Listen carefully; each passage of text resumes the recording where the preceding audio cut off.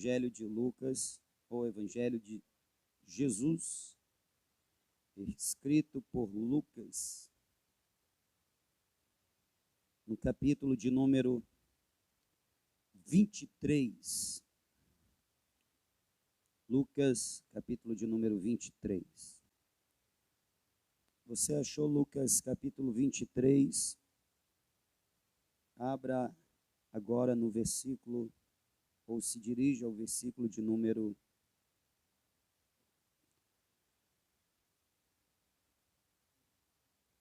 38 em diante.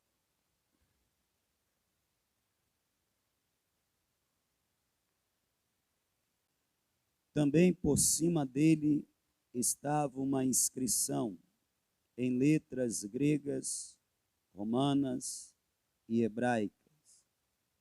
Este é o Rei dos Judeus.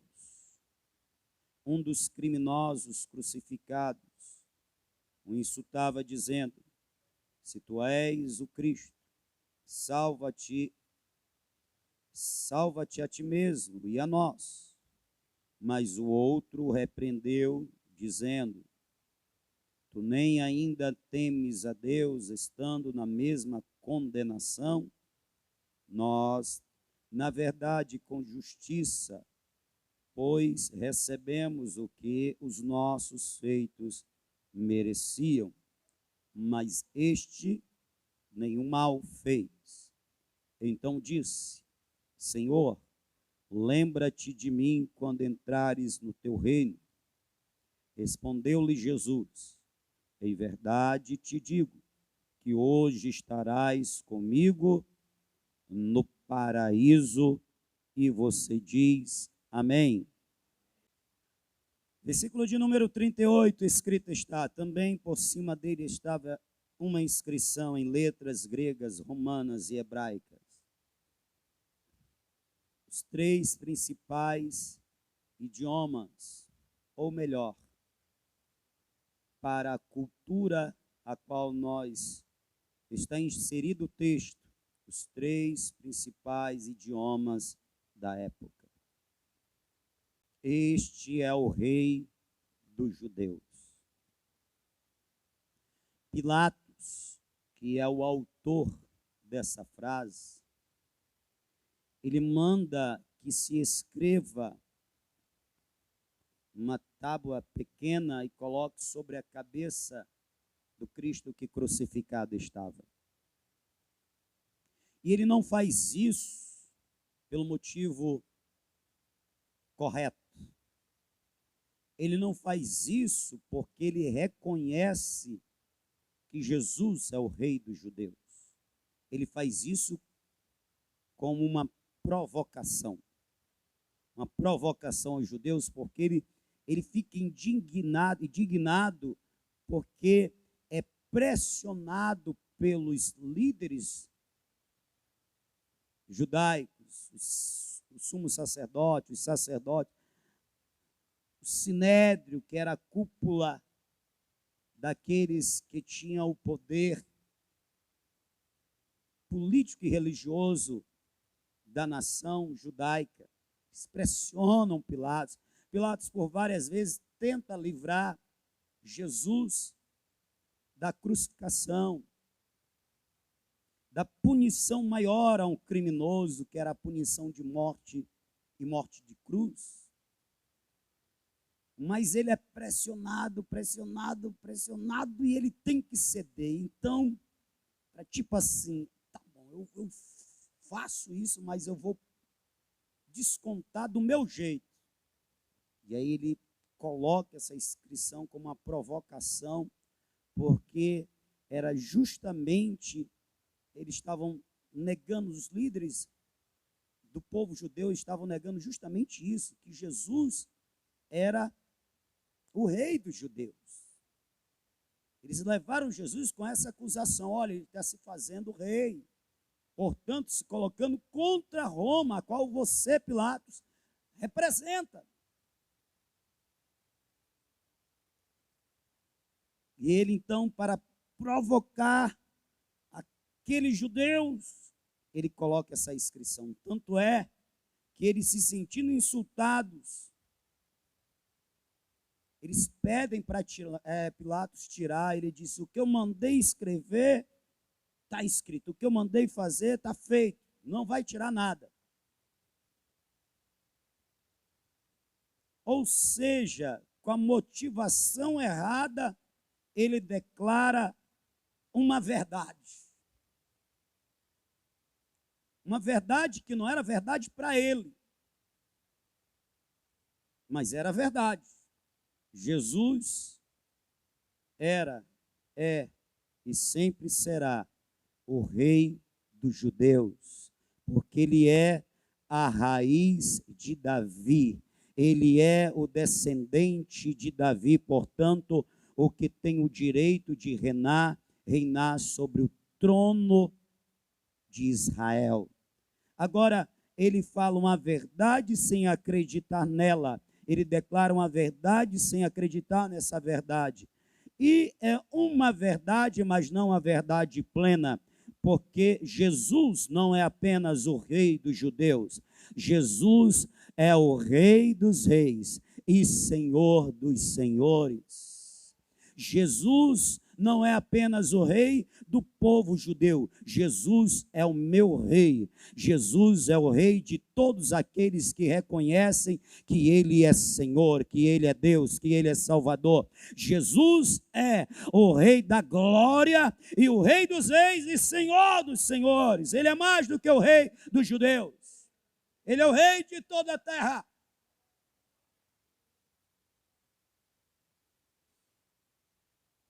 E o seu reino está sendo implantado na terra. E ele virá segunda vez para reinar sobre terra e céus, porque ele é o Rei dos reis.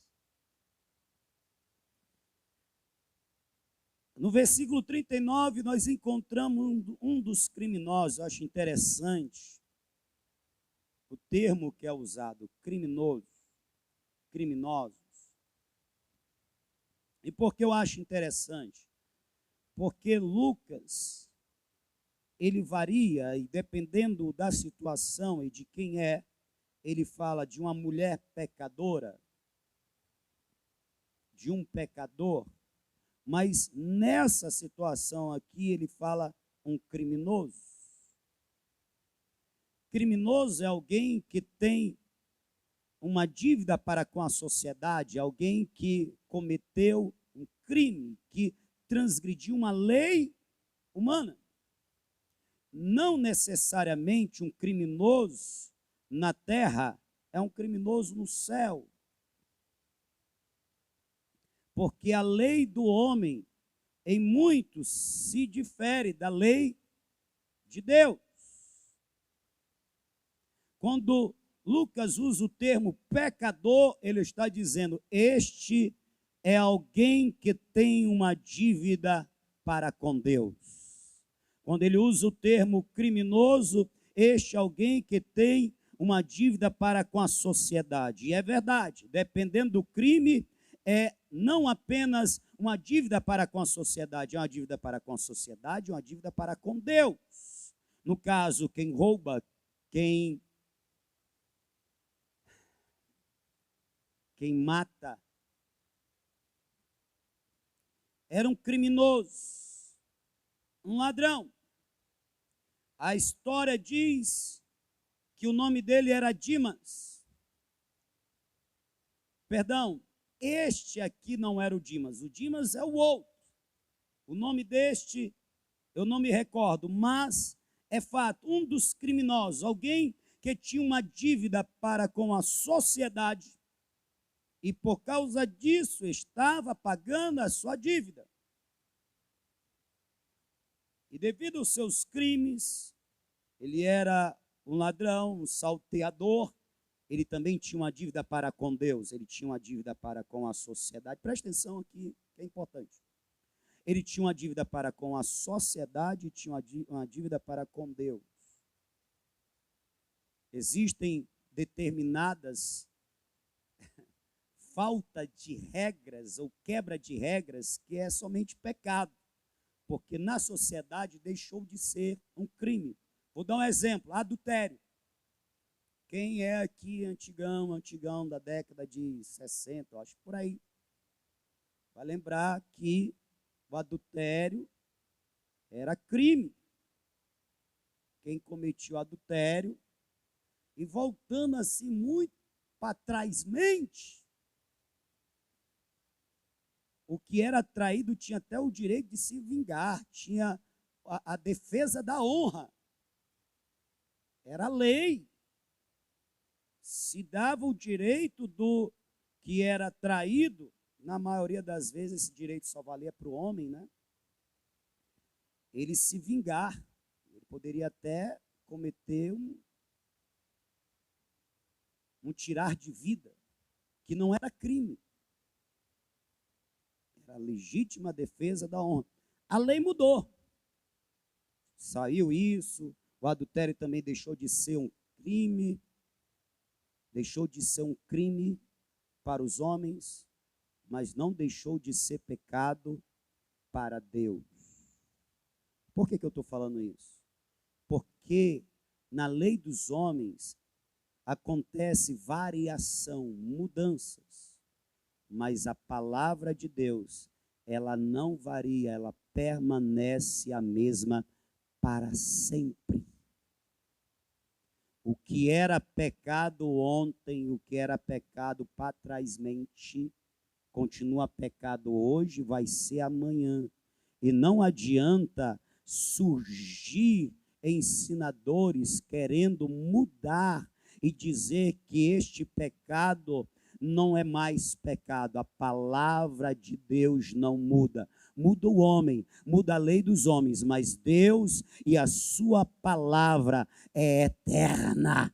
E disse o apóstolo Pedro, quem nela está firmado, com ela permanece também eternamente. Aleluia! Mas preste atenção, um criminoso começa a insultar Jesus, dizendo, se tu és o Cristo, salva-te a ti mesmo. E a nós também. Olha que interessante.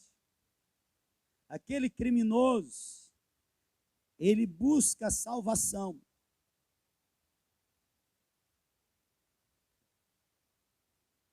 Ele busca um socorro. Ele busca um auxílio, uma ajuda, salvação. Mas que interessante, ele não busca a salvação de sua alma, ele busca a salvação da cruz. E o que é a cruz? A qual ele está sendo crucificado. Nela está pregado. A cruz é a sentença, é a punição pelos seus crimes. Na cruz, ele está pagando pelos seus crimes. É a punição da época. E a punição da época para os crimes que ele cometeu era a punição de morte de cruz. Ele está a algumas horas próximo da morte. Ele está pedindo salvação. Ele está prestes a morrer pelos pecados, porque ele não apenas comete crime, que é a dívida para com a sociedade, ele comete pecado, que é dívida para com Deus. Ele está prestes a morrer, punido pelos seus crimes, e ele pede socorro, mas ele pede de uma forma que não é verdadeira. Ele não acredita que Jesus é o Salvador. Ele mesmo, poucas horas antes da morte, ele é irônico. Se tu és o Cristo, salva a ti e a nós também. Se Pilatos é aquele que manda escrever uma verdade que ele não acredita, Este ladrão é aquele que declara algo que ele também não acredita. Ele é aquele que pede algo que ele não acredita que vai receber.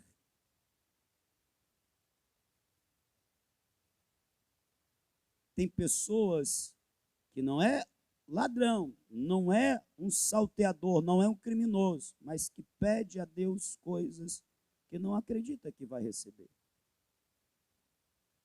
É tipo assim, vai que dá certo, vai que Deus responde, né? Então eu vou pedir, mas não acredita.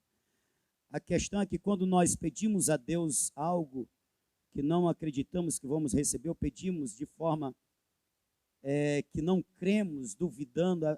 Tiago diz que nós somos como as ondas do mar, que não tem firmeza. Portanto, esse é um tipo de oração que Deus nem vai dar crédito. Ele está tirando com Jesus. Ele está pedindo algo que ele não acredita que vai receber, porque ele está sendo sátiro, irônico. Se tu és mesmo o Cristo, então salva-te. Salva nós também. Aí entra um outro personagem, que é o ladrão chamado Dimas, que repreende o escarnecedor, dizendo: tu nem nessa hora você teme a Deus, tu está perto de morrer, seu infeliz. Tu está perto de estirar a canela, esticar as pernas, né? Que diz, esticar a canela. E tu ainda está zombando. Que interessante, irmãos. Na ironia desse criminoso, não há resposta nenhuma de Jesus. O Senhor se mantém em silêncio. O Senhor não dá crédito ao escarnecedor. O Senhor não ouve o pecador que não está arrependido. Você sabe o tipo de oração, o único tipo de oração que Deus ouve do pecador é a oração do arrependido, do pecador que está arrependido dos seus atos pecaminosos, das suas práticas pecaminosas, dos seus erros, do seu comportamento criminoso, pecaminoso. Esta é a oração que Deus ouve. E Jesus mostra, isso está bastante claro para mim, pois este homem faz como um tipo de oração: salva-te, e a mim também. É um pedido, e pedido é uma forma de oração. Mas Jesus não lhe responde. Jesus não lhe dá atenção, Jesus não lhe dá crédito. Deus não dá crédito ao pecador que não quer deixar o seu pecado. Deus não dá crédito ao pecador que quer permanecer nas suas imoralidades, nas suas imundícies espirituais. Deus não responde, Deus não ouve, Deus não dá atenção. Uma certa vez, Jesus curou um cego, e era um cego de nascença, que vivia de pedir. Jesus o curou. Como ele era cego, ele não viu Jesus nem antes, ele não enxergava, nem depois, quando ele passou a enxergar, porque Jesus se meteu no meio da multidão e foi embora. E aí, quando a multidão viu aquele que era cego, que eles conheciam desde nascença, enxergando, ficaram pasmos. E ele dava glória a Deus. Jesus me curou, Jesus me disseram que foi Jesus, foi um homem chamado Jesus. E aí levaram ele, né, os religiosos, que deveriam ser os primeiros a receber Jesus pela fé, foram os primeiros a rejeitar Jesus. E perseguiam Jesus. E chamaram este homem, querendo calar este homem, porque eles não queriam que Jesus recebesse o crédito dos seus feitos poderosos, porque eles temiam que Jesus caísse na graça do povo e o povo se voltasse para Cristo e deixasse de buscá-los. Inveja. E aí, se você era realmente cego, eu era, aí mandaram chamar os pais. E aí é verdade que esse rapaz era cego? Era. Agora ele já é de má idade, trata com ele. Os pais com medo de ser expulsos do sinédrio, não poder participar dos cultos religiosos da época, trata com ele e mandaram chamar de novo. Você garante que foi Jesus, mas Jesus é pecador, algo dessa natureza eles falaram. Ele diz assim, olha, o que eu sei é que Deus não ouve pecadores. E outra coisa que eu sei é que eu era cego e agora eu vejo. E vejo porque Jesus me deu visão novamente. Aleluia. Então, olha que interessante. Aquele cego declarou uma verdade que nós estamos vendo a confirmação aqui. Deus não ouve pecadores. Deus ouve o pecador arrependido. Deus ouve o pecador que se abriga debaixo do guarda-chuva, não, debaixo da justiça de Cristo Jesus. Daquele que se marca com o sangue do Cordeiro Jesus, o sangue derramado na cruz do Calvário. Daquele que por fé se aproxima de Jesus e tem Jesus como aquele que vai mediar a sua oração, que vai mediar o seu pedido entre ele e o Pai. É alguém que chega para Jesus e diz, Senhor, eu não sou digno porque eu sou pecador, mas a tua justiça ela me cobre. Jesus, intercede por mim junto ao Pai. Eu vou pedir em teu nome e quando eu terminar a oração que eu disser foi no nome de Jesus que eu estou pedindo, é Jesus que vai validar a minha oração. Senhor, valida a minha oração. Esta oração que é ouvida, é a oração que é feita tendo por mediador Jesus Cristo, ou de um pecador que se aproxima de Deus dizendo, sou pecador, não sou digno de estar na tua presença, mas perdoa os meus pecados, me faz uma nova criatura para viver na tua presença conforme a tua vontade. Essa é a oração que Deus vai ouvir. Ou ela é mediada por Jesus, ou é a oração de alguém que está arrependido, pedindo perdão. Jesus não manifesta-se, Jesus não fala nada. E aí Jesus é defendido pelo outro criminoso. Mas o outro repreendeu dizendo, tu nem ainda temes a Deus, estando na mesma condenação. Nós, na verdade, com justiça, pois recebemos o que nossos feitos mereciam, mas este nenhum mal fez. Eu sempre, quando eu prego essa mensagem, eu lembro de um texto que eu li, que o autor fala que aqui está representada duas facetas da humanidade. O ladrão que insulta, que escarnece, ironiza, representa a humanidade que ouve falar de Jesus. Tem a oportunidade de se converter, mas despreza. E despreza neste nível, ironiza, zomba, escarnece, porque não acredita que verdadeiramente Jesus é o Salvador.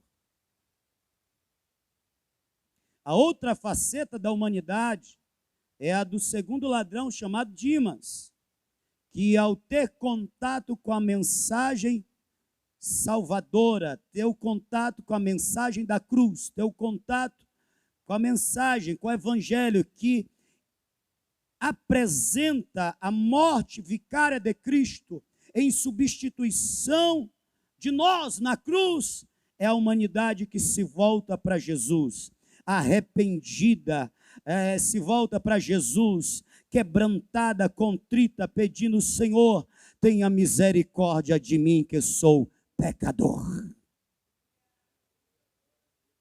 De qual faceta você faz parte da humanidade? De qual faceta? Sai o outro em defesa de Jesus, e ele reconhece: nós estamos pagando os crimes que cometemos, portanto, se a punição é a morte de cruz, então, que assim seja.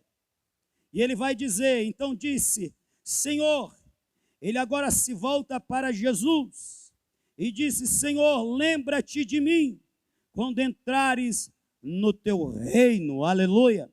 A frase é curta, é uma oração curta e direta, uma oração objetiva, mas que tem muitas verdades aqui incluídas.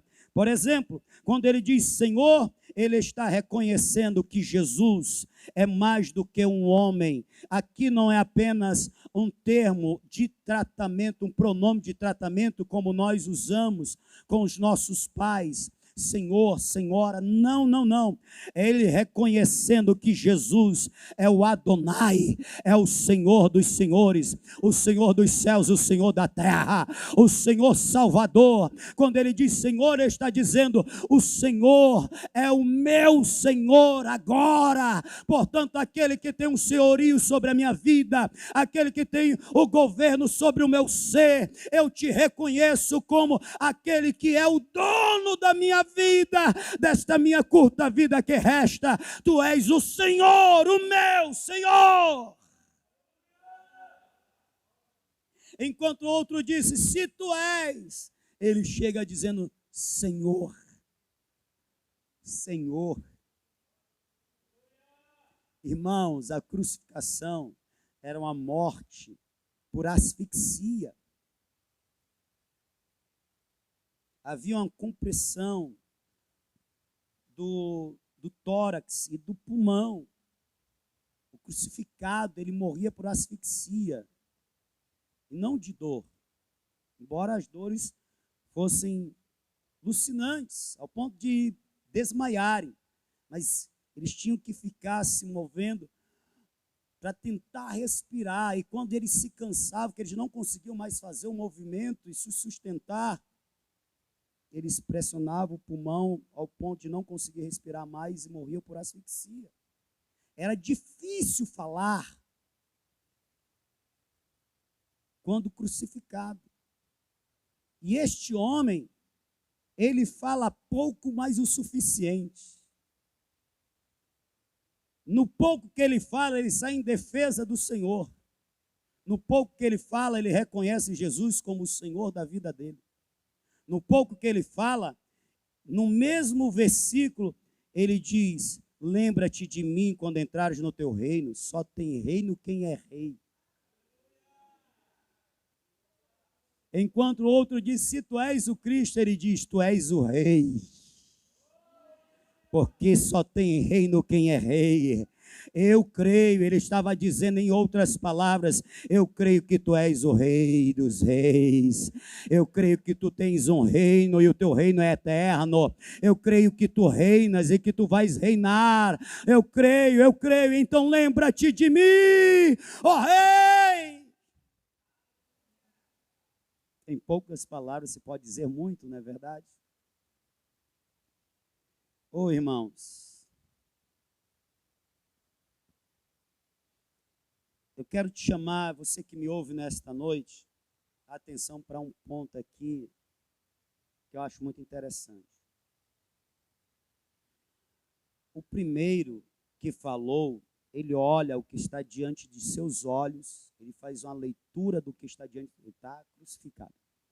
Diante dos seus olhos, ele está olhando ou para a esquerda, da esquerda. E ele faz uma leitura do que ele vê, do que está aparente, da realidade vista. Ele vê um homem dilacerado pelos açoites que levou, moído pelo suplício que sofreu. Ele vê um homem coberto de sangue e de chagas. Ele vê um homem cujo rosto está desfigurado devido às pancadas que levou, devido à cruz, a coroa enterrada em sua fronte, em sua cabeça, e o sangue que escorreu. Ele vê um homem desfigurado. E ele dirige a este homem que ele vê desfigurado essa zombaria. O segundo, que provavelmente estava à direita de Jesus, ele vê o mesmo que o outro vê, de outro ângulo, mas ele vê é a mesma figura, é o mesmo homem dilacerado, todo inchado por causa do espancamento, coberto de sangue. Ele vê, mas ele vai além do que os seus olhos podem contemplar. Os seus olhos contemplam o que Isaías viu, um homem de dores. Quem deu crédito à nossa pregação? Porque ele foi moído pelos nossos pecados, e o castigo que nos traz a paz estava sobre ele, e por causa das suas feridas nós fomos sarados. Ele viu que Isaías viu um homem de dores sofrendo na cruz, mas juntamente com este olhar que eu chamo de físico humano, ele olha com o olhar da fé. E quando ele olha com o olhar da fé, ele vê para além das aparências. Ele vê além da realidade posta diante dos seus olhos naturais. A fé nos capacita a isso, a ver além do que os nossos olhos físicos conseguem ver. Nos faz ver além do que está aparente, posto diante de nós. O que eu quero dizer com isso é que nós vivemos momentos em que a nossa realidade é uma realidade que frustra, que desanima, que abate, que entristece, dependendo do que se vê, porque é o que vai nos afetar. Nós somos, sim, afetados pelo meio em que estamos. O meio nos afeta, não nos define, mas nos afeta. Então, o que nós vemos e vivemos nos afeta.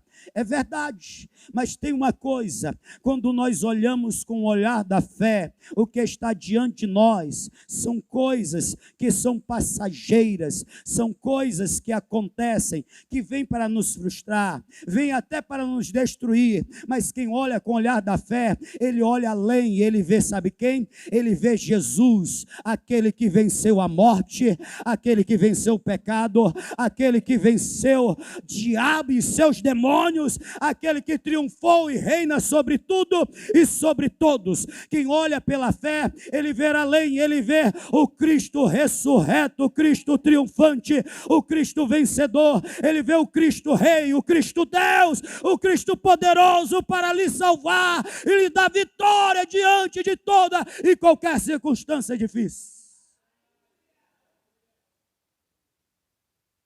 Nós, os crentes, nós precisamos olhar com esse olhar especial que teve Dimas.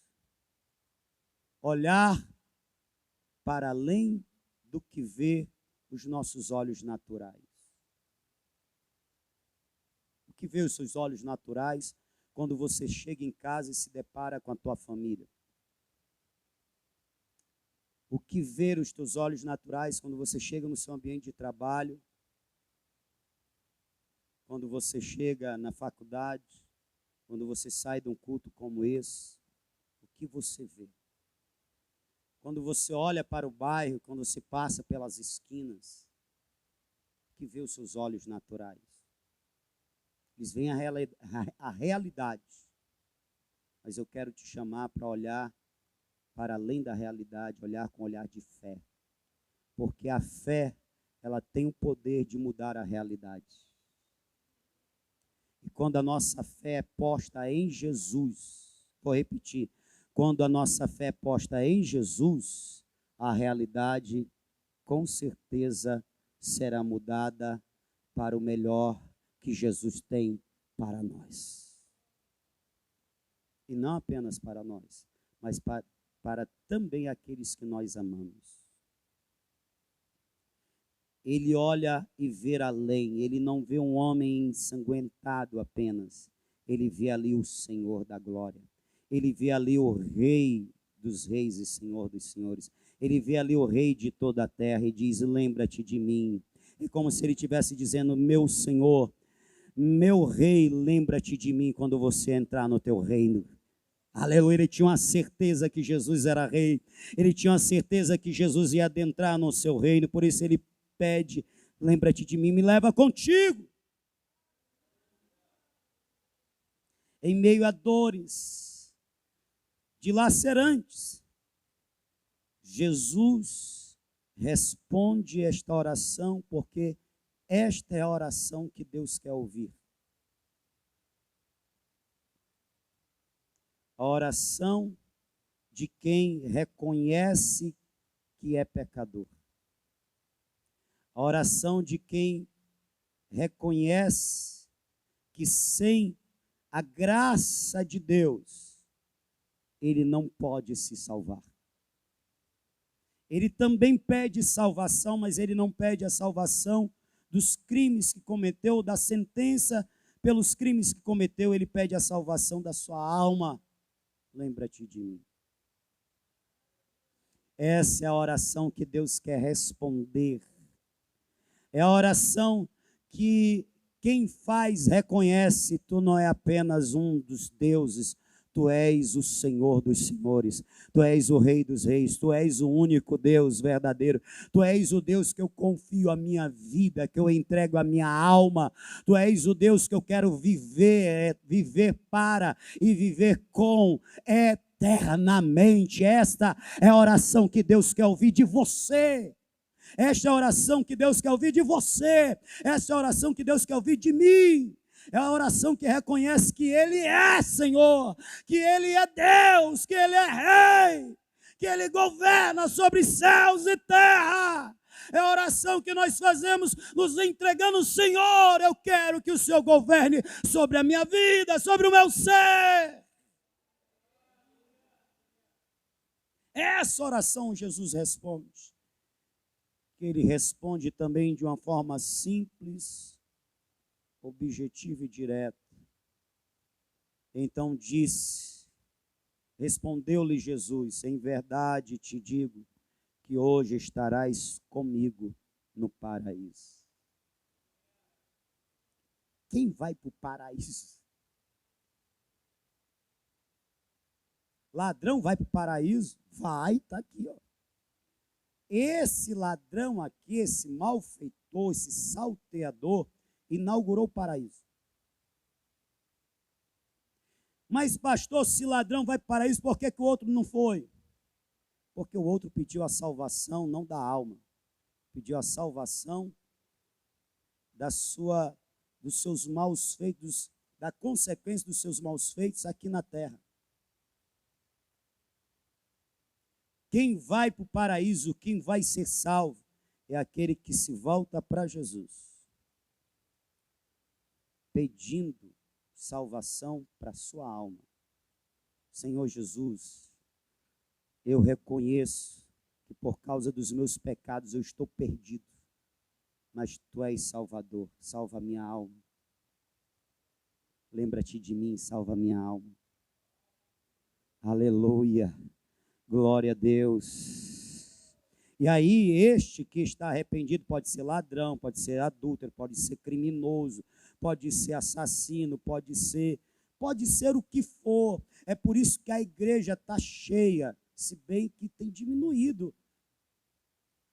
Ela deve voltar à essência. Que essência?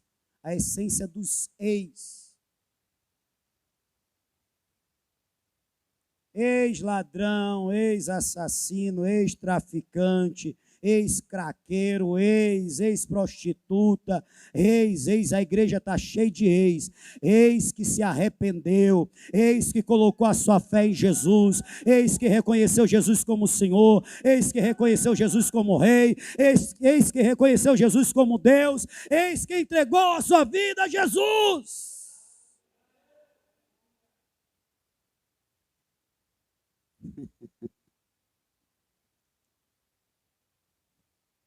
Eu queria te convidar nessa noite a ficar de pé.